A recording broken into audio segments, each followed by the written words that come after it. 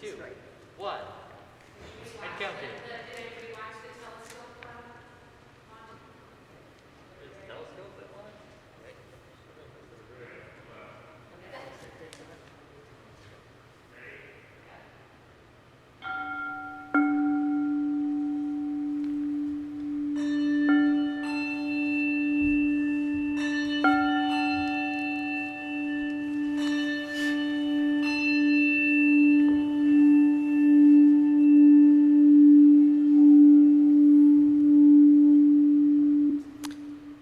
Good morning and welcome. My name is Carla Williams. Whether the Unitarian Church of Evanston is your spiritual home or you are seeking comfort and connection in uncertain times, we are grateful you are with us. We are an inclusive and welcoming community seeking truth and love and striving to nurture the human spirit for a world made whole. We are guided by our principles and values, which remind us in every moment and through every challenge that each of us is worthy of love and that we are all connected through the vast and beautiful web of existence. Together, let us remember our kinship with one another, and may we hold one another in heart and mind with tenderness and careful attention. There are many links of connection in the description below of the YouTube live stream, including the order of service credits, ways to support our mission, and to be added to our email newsletter list. A few announcements. As we return for now to virtual worship services, we are adding back our Zoom kinship time after the service. The Zoom link is in the description and in the UCE newsletter. On January 9th, we will have a shortened virtual kinship time following the service, and then we'll have our storyteller workshop via Zoom. Additionally, on January 9th at 1 p.m., Candace Mitchell, Evanston's long-term care ombudsman, will be joining us for a presentation on selecting and evaluating long-term care options. This will be on Zoom, and the link is in the newsletter. Now, please get your chalices ready and set a place for yourselves as we gather in covenantal community for worship.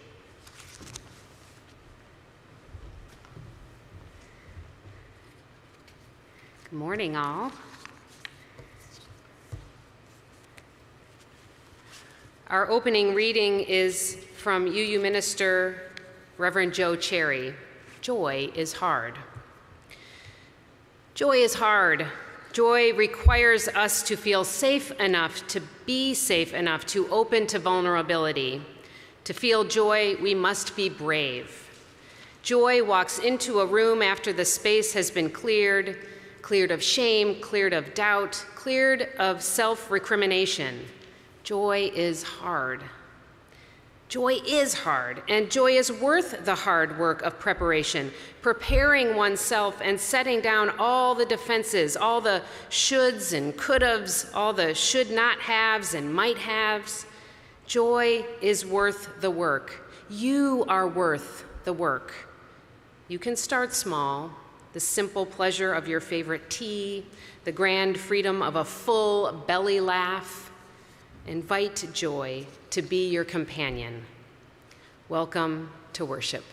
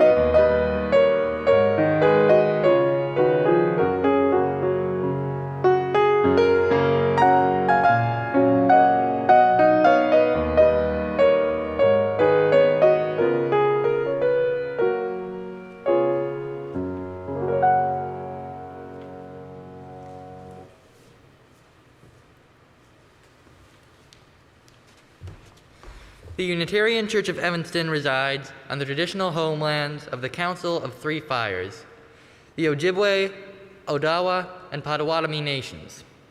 This land was recorded as being transferred from the local Potawatomi community to the U.S. government in 1829 and was then sold to white settlers. After decades of violent encroachment by the British, French, and then U.S. American settlers, the Potawatomi community had no choice but to sell before they were forcefully removed west of the Mississippi River. The Chicagoland area is now home to one of the largest and most diverse urban native communities in the U.S. Our faith calls us to name these realities with honor and respect as one small effort toward finding greater accountability, deeper relationship, and mutuality with contemporary indigenous communities, for the land which we use as sacred space, for the animals and plants that have been sustained by this land, and for our ancestors and descendants who are and will become part of the earth.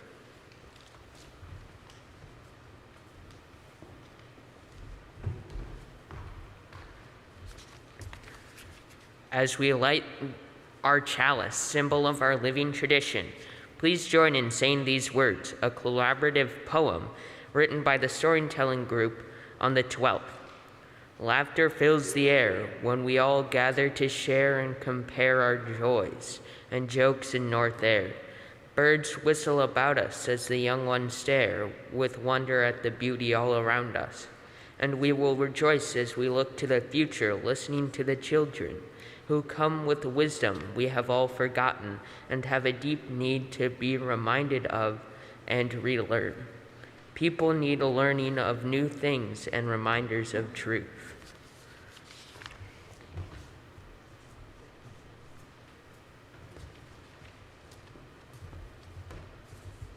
Good morning, I'm Griffin. Please join in saying the words of our covenant. Love is the spirit of this church, and service is its law.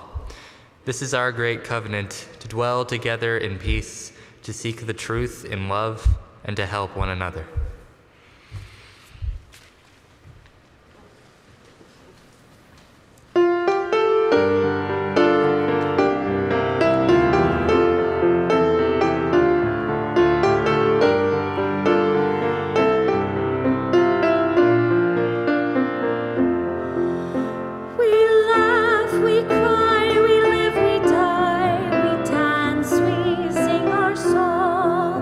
We need to feel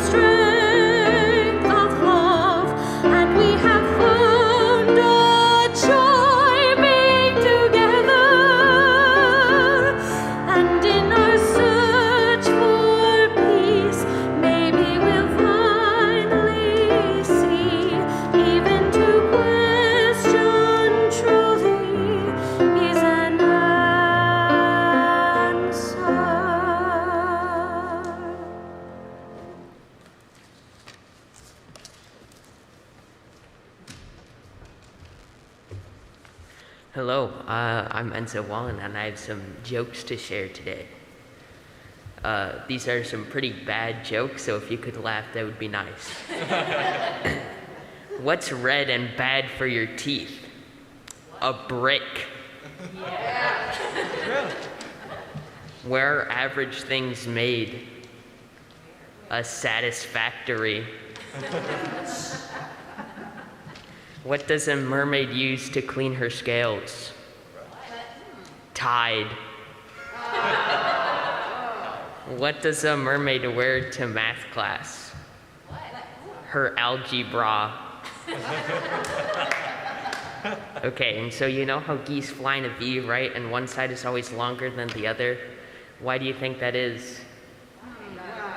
Because there are more birds on that side. What's the best thing about Switzerland? I don't know, but the flag is a big plus. Okay, thank you.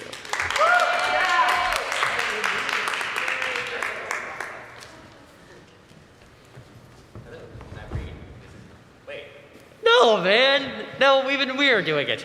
I am Reed. He was lying. He always lies. He is Griffin. Don't believe a word he says. Ahem. Reed, now that it's 26, Christmas is over, and you know what that means. Yes, Griffin, I do. What does it mean? Well, what's the only holiday left to look forward to after Christmas? Oh, I know. In January, right? That's right. National New Year's Bloody Day! Mary Day. Did you just say National Bloody Mary Day? Yep. Let's see. I knew I pulled it up. It says right here on Google, January 1st is National Bloody Mary Day. And fittingly enough, it's also National Hangover Day. Reed, this strikes me as a good learning opportunity. Think for a second here. What are holidays that you know take place in January? You list them for me, and I will tell you which one people most probably look forward to. What convinces you that people don't look forward to National Bloody Mary Day? Just give it a shot. All right. National Pharmacist Day? Nope. National Fruitcake Toss Day? Nope. National Thank God It's Monday Day? Can't possibly be real. Since when is Monday worth being thankful for? Keep going. National Green Juice Day? What? No. Squirrel Appreciation Day? Uh-uh. National Nothing Day? That's a thing? Reed, I'm just gonna tell you. It's New Year's Day. We celebrate New Year's Day in January. It's January 1st. You mean the holiday where people make promises they don't really think they're gonna keep about improving themselves in ways they probably don't care about, for reasons they probably don't give a hoot about? Well, why'd you put it like that? Griffin. Sweet, innocent Griffin, I think you are confusing January 1st with October 21st. What's October 21st? National Idiots Day.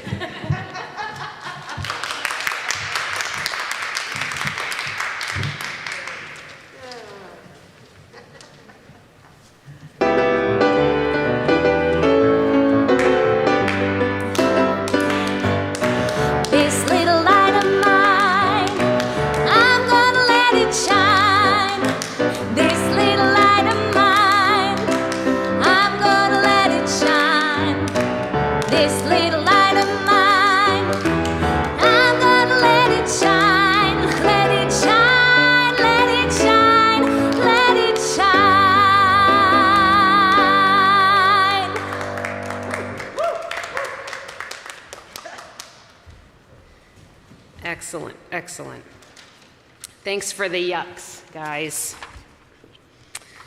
All right. Each Sunday, oh, hold on one second. I forgot my phone.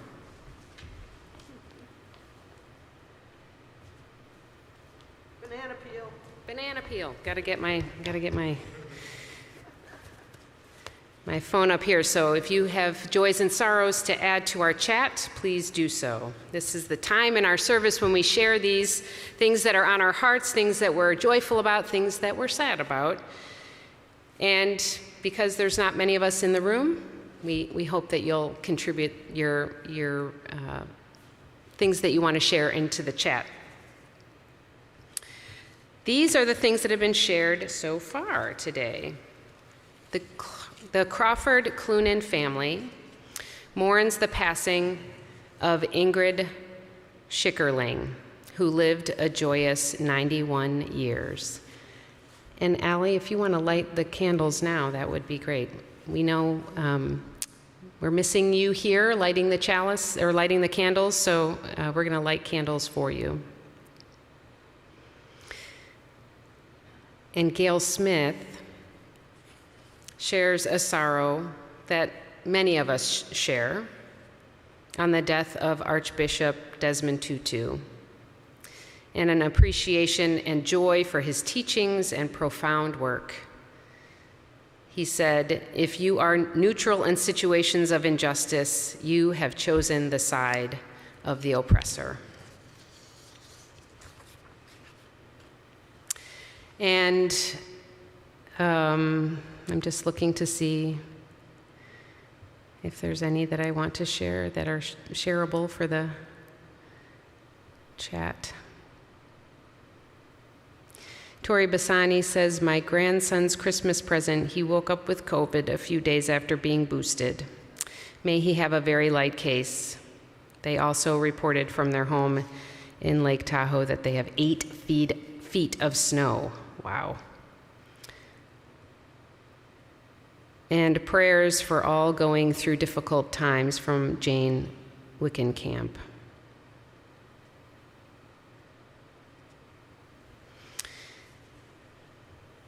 And I want to light a chalice for a dear friend of mine, Jessica Clay, who had a terrible loss this week. We know that these are not the only joys and sorrows that are on our hearts, that are on our minds. This sacred space for our tender offerings is part of the practice of beloved community. Together we expand our celebrations and we lessen the burden of our grief.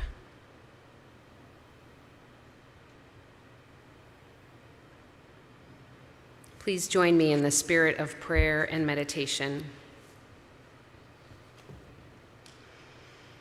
Spirit of life, source of love, infinite power of creativity and joy. Be with us in this time when so much is hard and so much continues to make us weary. Laughter and joy is hard to find with so much to fear and so much unknown. We are grateful for the ways that we have found to endure together with collective wisdom and resilience. We are grateful for the ways that we have found to take care of one another. Sometimes it is the smallest flicker of kindness that can carry us through the night. We are grateful for the ways that we shape with you, O oneness, our world. May we have the courage and the faith to continue to believe in what is possible when we unite in purpose, valuing the well-being of all and open to love. Fill our spirits with laughter that heals, that breaks through despair, and draws us together with energy. May it be so.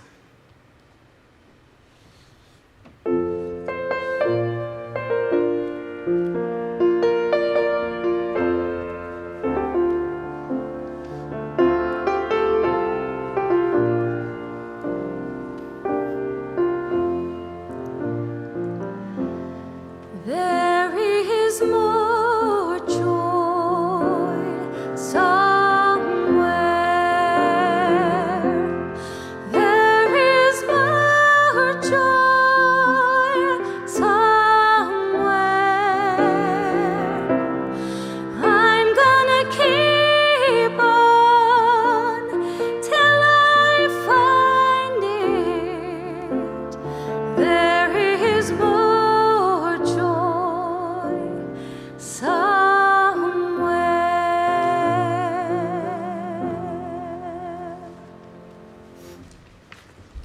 morning.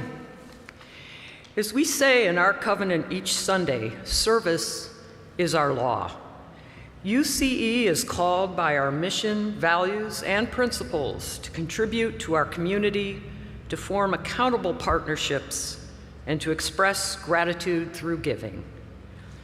Today's offering will be shared with the Unitarian Universalist Service Committee, whose mission is to advance human rights and social justice around the world, partnering with those who confront unjust power structures and mobilizing to challenge oppressive policies.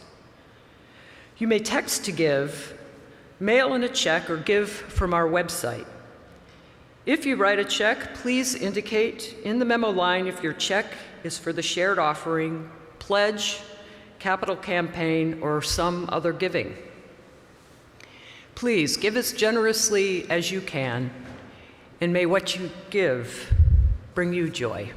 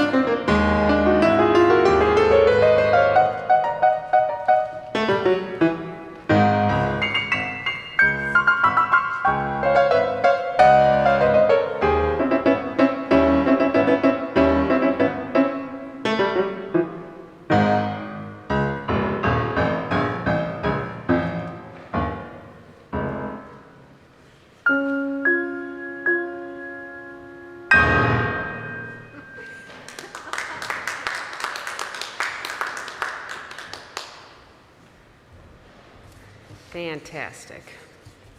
All right, we're going to try something today, which many of you may be familiar with, if you're of a certain age, or maybe any age, Mad Libs. Mad Libs are a fun way to complete a short story, and here's the way it works. An individual or groups fills in a type of a word, a noun, a verb, or an adverb, or an adjective, without knowing the context that it's going to be plugged into. The result is often quite silly and hilarious. So I'm going to ask all of you, I've seen how many of you can do chatting, so please, we need as many single-syllable nouns and single-syllable verbs as you can think of. So enter those into the chat, and our trusty Mad Lib magicians, Reed and Griffin and Enzo, will gather the words and fill them in to complete something that we will return to at the end of the service. So again, single-syllable nouns, single-syllable words, put them into the chat. Come on, y'all. I want to see this coming. Okay, I see one. All right, they're coming. So as you're doing that, please enjoy this anthem created by Amy Bryant, artist in residence at First Universalist Church of Minneapolis.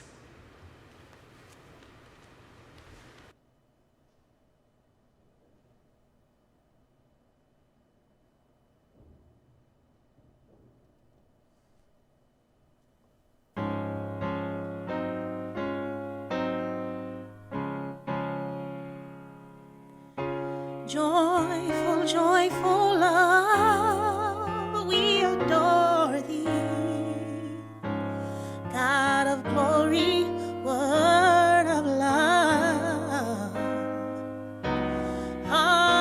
unfold like flowers before thee. Hail thee as the sun above. Melt the clouds of gloom and sadness, drive the dark of doubt away. Giver of immortal gladness, fill us with the light, fill us with the light, oh, fill us with the light of a day.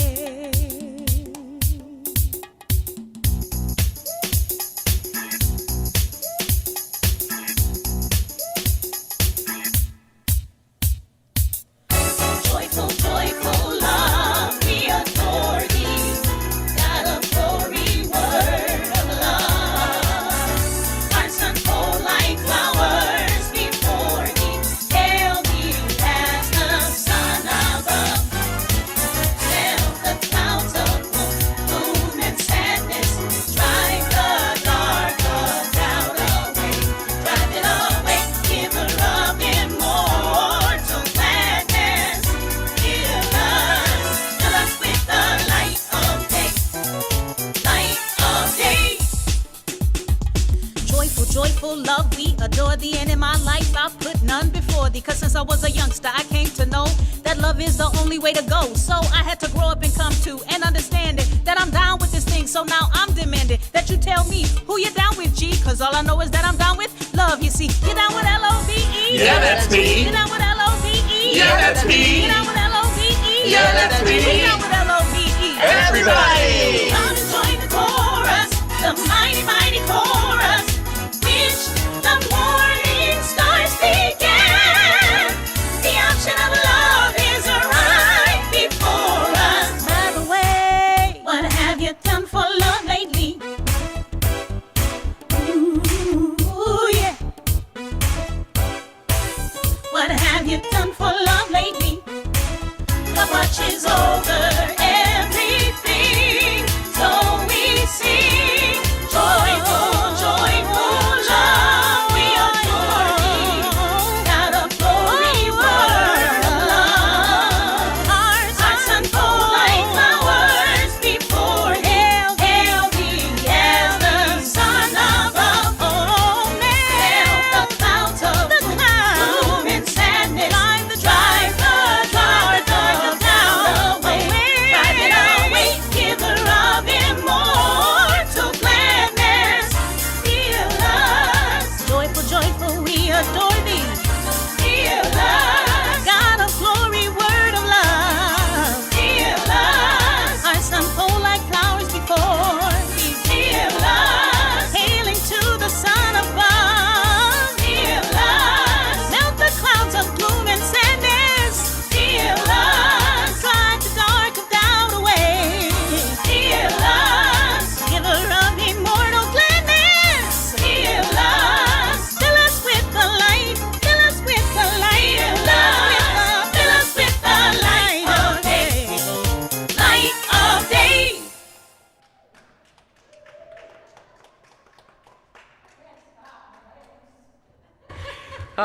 But seriously, what's so funny? Because actually, right now, I'm looking out over rows of red cushions, which are really festive, but actually highlight all the empty chairs. We're masked and muttering and going to ground in the laughing face of another variant. Ha ha on us. And honestly, hooray for ha ha. When I first stepped through the doors of UCE to check it out years ago, wondering what rules and rituals might discourage me, I was instead met by a friend I hadn't seen in years. He was from Alabama. With an unmistakable twist to his words, he shouted, "Allison Hunter, what are you doing here?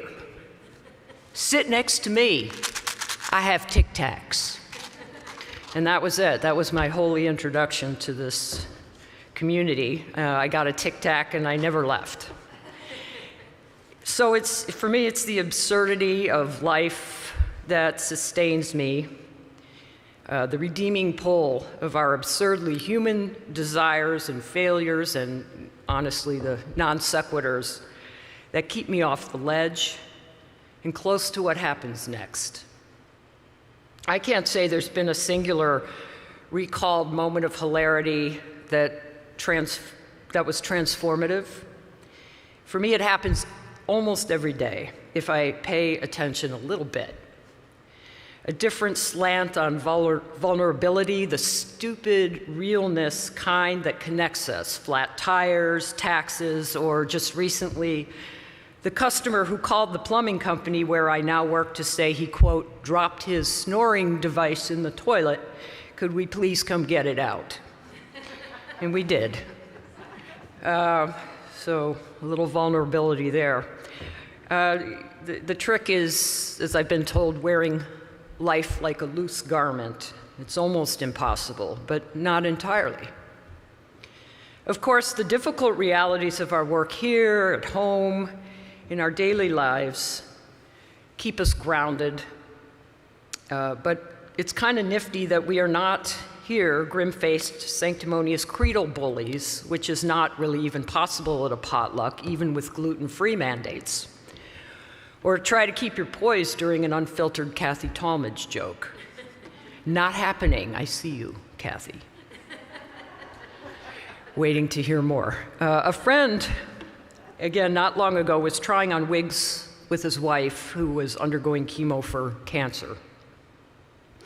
And he shared they were starting with the ugliest, most inappropriate hair they could find, clown hair, anything. And when he noticed my reaction, maybe it's common in the face of cancer, it's just knee-jerk, I kind of twitched a little, and he saw that, and he said with a Bronx twist to his words, which always helps with emphasis, he said, "Look, if you don't laugh, you jump out a window." And truer words. And for a lifetime, I've collected, written, and cherished words.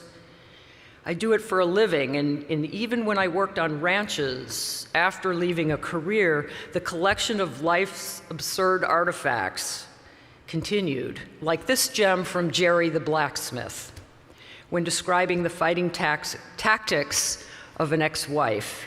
He told me with a Texas twist, "Pokey," as that was my name on that ranch, "Pokey, you ain't had your bell rung till you've been hit upside the head with a frozen chicken." And so we live to fight another day. And I'm going to stop now, which actually reminds me of my grandmother driving her powder blue Cadillac, nautical miles per hour. She'd come to a stop sign and say, "Stop, S-T-O-P, means squeak tires on pavement." And then she'd snort laugh. And I have such love for this absurdly profound community. So when we are able to be together yet again, sit next to me, I'll have Tic Tacs. Happy New Year.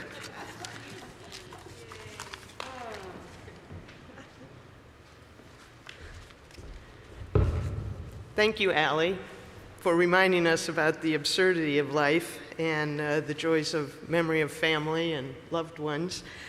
I spent my childhood in Northeast Ohio, and in the 1960s there was still a winter, cold weather and snow. Not sure if that'll ever be back. One December, my dad used wood 4x4s to frame out a large square in the backyard. He lined the inside with plastic, filled it with water to make a skating rink. And in true Raj fashion, he would stand out in the cold the week before and he would spray ever so fine a mist to get just the perfect surface. That year, my brothers received skates and hockey sticks for Christmas. I had those little metal runner things that strapped onto boots. I don't even know if they make those anymore, but clearly not built for speed, but that didn't really matter since I didn't really skate. Being bundled up in a snowsuit, I was more like a marshmallow mummy shuffling around the edge of the rink, except when I wandered into the middle and became a human hockey puck in the hockey game. We had festive lights strung around, and the neighborhood kids would all come over to skate. We'd have music, hot chocolate, and after we'd gone inside to get ready for bed, Raj, my dad, and his best friend would get into a little hockey action of their own. Now, Rich had the advantage of having grown up in Minneapolis, where I believe the state sport is hockey, and my bedroom overlooked the backyard, so I got to sneak up and watch my dad get hockey checked, fly off the rink into the hedge many, many, many times, and he always climbed back out, good soul that he was.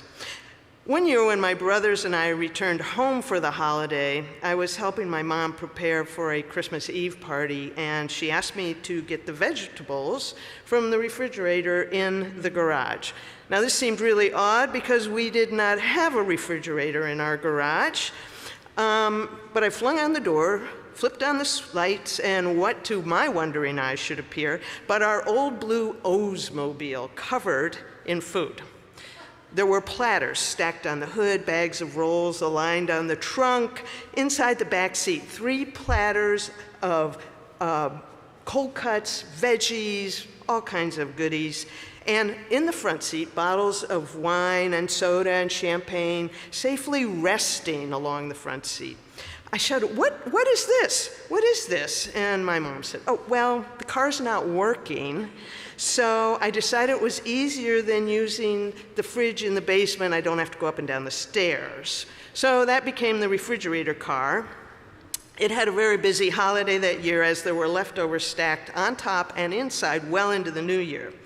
That was the year we had a most unusual pizza delivery. It started actually the year prior when my mom and her friend Vi purchased a number of weird gifts from the dollar store, including these little stuffed refrigerator magnets. They looked like a pig kind of face with some eyes and a weird kind of nose. They had that kind of fleshy hose material. And yes, the appearance was as scary as it sounds. After opening his wrapped magnet, my oldest brother, with a horrified look on his face, exclaimed, "This is a totally unacceptable gift," and tossed it across the room into a pile of boxes and wrapping paper and everything. And so we all had quite a laugh, and it was kind of funny, whatever, and we just kind of moved on, right? So fast forward to the year of the refrigerator car. The party had started and all was well when the doorbell rang, and there stood Santa Claus with a pizza delivery for my brother.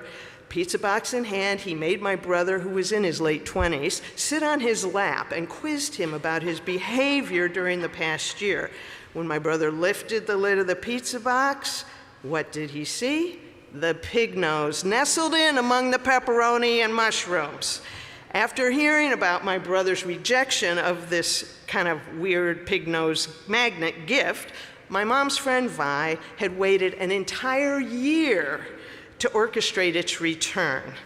The following October, during my brother's rehearsal dinner for his wedding, he asked Vi to come forward, and he presented her with a beautifully wrapped Tiffany's box, which when she opened, yeah, you guessed it, the pig nose was inside. That unacceptable gift had a much longer life than many other gifts that year. It crisscrossed the country for a number of years, always bringing a smile to the face of the recipient, who never knew when it was going to show up.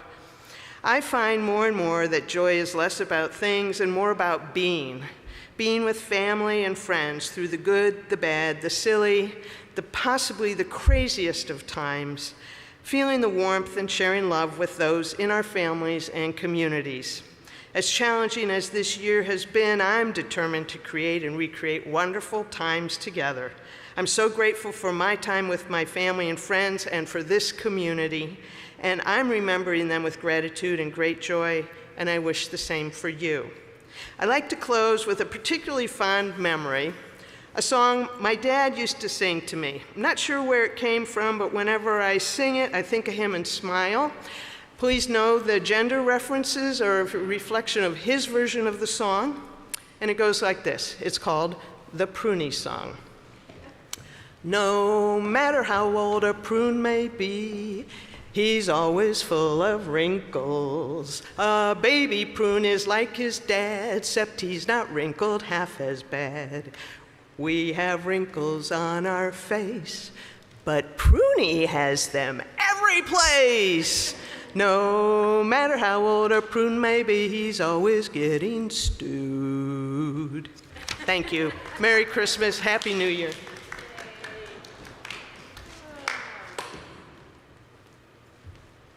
All right, checking in with our Mad Lib magicians. How we doing? Good? All right. Very good. I saw all the entries there. Good job, everybody at home. This is a reading called How Prayer Works by Kaveh Akbar, an Iranian-American poet and scholar. Tucked away in our tiny bedroom so near each other, the edge of my prayer rug covered the edge of his, my brother and I prayed. We were 18 and 11 maybe, or 19 and 12. He was back from college where he built his own computer and girls kissed him on the mouth. I was barely anything, just wanted to be left alone to read and watch The Simpsons. We prayed together, as we had done thousands of times, rushing ablutions over the sink, laying our janamazis out toward the window, facing the elm, which one summer held an actual crow's nest full of baby crows, fuzzy, black-beaked fruit. They were miracles we did not think to treasure. My brother and I hurried through sloppy postures of praise, quiet as the light pooling around us. The room was so small, the twin bed took up nearly all of it. And as my brother, tall and endless, moved to kneel, his foot caught the coiled brass doorstop, which issued forth a loud brrrng. The noise crashed around the room like a long, wet bullet shredding through porcelain. My brother bit back a smirk, and I tried to stifle a snort, but solemnity ignored our pleas. We erupted, laughter quaking out of our faces, into our bodies, and through the floor. We were hopeless, laughing at our laughing, our glee and infinite rope fraying off in every direction. It's not that we forgot God or the martyrs or the prophet's holy word, quite the opposite. In fact, we were boys built to love what was in front of our faces. My brother and I on the floor, draped across each other, laughing tears into our prayer rugs. I love this poem because it perfectly illustrates how laughter is infectious. Each of us can think of moments when we have caught laughter, sometimes in situations where it isn't appropriate to laugh, like at a funeral or in church. When we are expected to be solemn and prayerful. But laughter can be like a prayer, a way to touch the divine spark within us and between us. We can all also think of times, too, when laughter has stung, embarrassed, or shamed us. When I was a kid, somehow my aunt got my brother and me onto the Bozo Show. If you didn't grow up in the Chicagoland area or are below a certain age, you may not know what the Bozo Show was, but it was a show hosted by a clown called Bozo. Very Sideshow Bob-like. In fact, I think Sideshow Bob may have been modeled after Bozo, but I might also be making that up. Anyway, I was very excited to be on the show because audience members were often called up to play games and to do fun things live on the show. I was going to be famous. I had my heart set on Bozo buckets, where you threw a little red ball into the buckets, and if you made it to the farthest bucket, you could win a prize. But instead of Bozo buckets, my brother and I got called up to march around in this ridiculous parade. We got all goofy instruments like kazoos and honking horns and things like that, and I remember feeling absolutely mortified because I felt like everyone was laughing at me. That kind of laughter, being laughed at, never feels good, and it certainly isn't healing. But laughter can truly be therapeutic when it is yours to own and invite into your life. It may seem as though laughter is something that you don't have any control over. It just takes you over, and sometimes that is true. That is part of the magic of laughter, being caught off guard by something or someone funny. But Sebastian Gendry, a France-born laughterpreneur, that's right, a laughterpreneur. I think that's probably the best job title ever. In other words, he's a laughter wellness expert. He has this great interactive TED Talk about how laughter is something that we can access whenever we want and choose to practice as part of our emotional wellness. Just like you might do exercises for your physical health, you can do laughter exercises for your emotional well-being. Our emotional health is as important as our physical health, and because our bodies and our minds and our spirits are all connected, they are linked. The emotional health can lead to physical health and vice versa. We can choose to laugh even when we aren't happy, even if it feels disingenuous. This is what we call faking it till we make it. We can choose to laugh even when things are falling apart. We can choose to laugh when we want to cry. In fact, one of my favorite movie quotes is by Dolly Parton's character, Truvy, in Steel Magnolias. "Laughter through tears is my favorite emotion." Laughter can be accessible to all of us, regardless of how funny you are or how you feel. It won't fix anything or heal all of our ills, but it is powerful medicine. Laughter yoga is a practice that can build our capacity to bring laughter into our bodies and let it fill our souls. So I'm going to invite you all of us, to try this together. This is an exercise that Sebastian Gendry does in his TED Talk, and let me tell you, there are a lot of laughter yoga videos out there, so I encourage you to do a YouTube search and you'll find hours of examples to practice and laugh along with. Okay, you ready? This is do as I do, say as I say.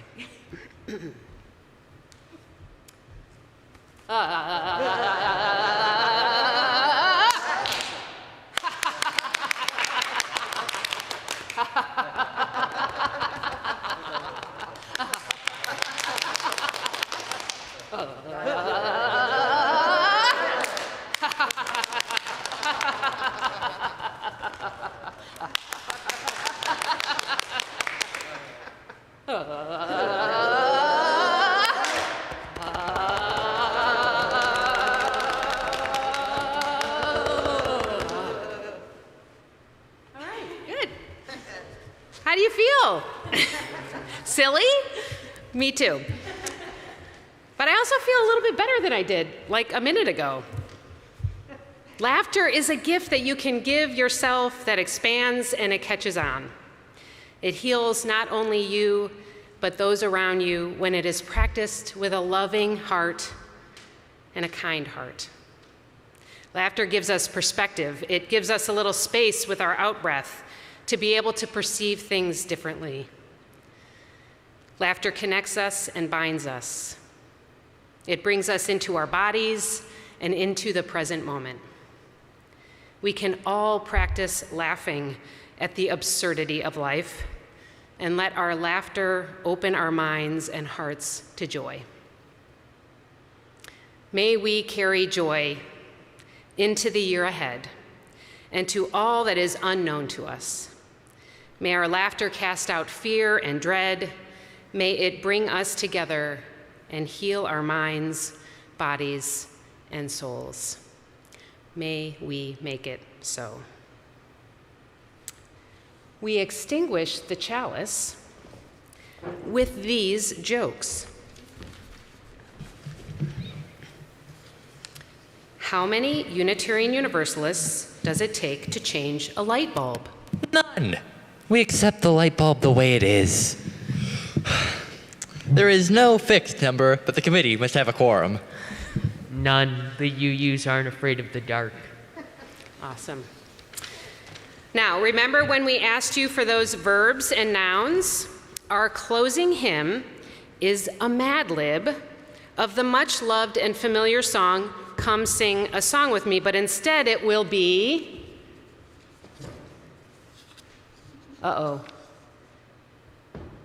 come dance a cat with me, okay? So we're all gonna try to sing along with this new version, Come Dance a Cat with Me. Ready?